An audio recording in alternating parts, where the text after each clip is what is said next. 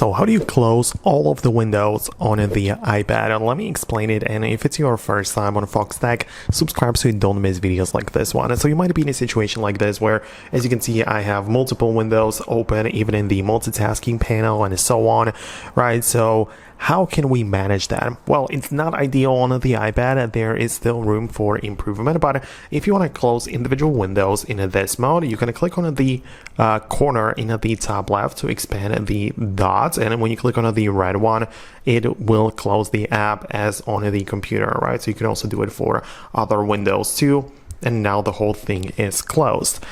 Keep in mind that even if you do it and have it still open like this, we have the ability to go to the multitasking panel like this, where the left side are the normal icons and normal windows, and those are the multitasking ones, but all of them can be swiped away.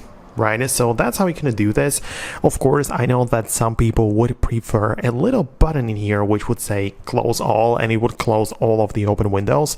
It's simply not available just yet, right? So we can swipe it up individually, or also use like the multiple finger swipe, so you can also do it like for more things at once, which does save a little bit of time. I'm not saying it's ideal or anything, but yeah, you can at least do 2 at a time or whatever to make sure that it works a little bit quicker. But that's essentially all that we have about this. One more thing which I need to mention is that inside of the settings and in the multitasking and gestures section, there is the windowed apps and a full screen apps modes. So as you can notice, we have the ability to like resize the apps, right, by grabbing the the handle in the corner. For some reason it doesn't work right now, but you get my point, right?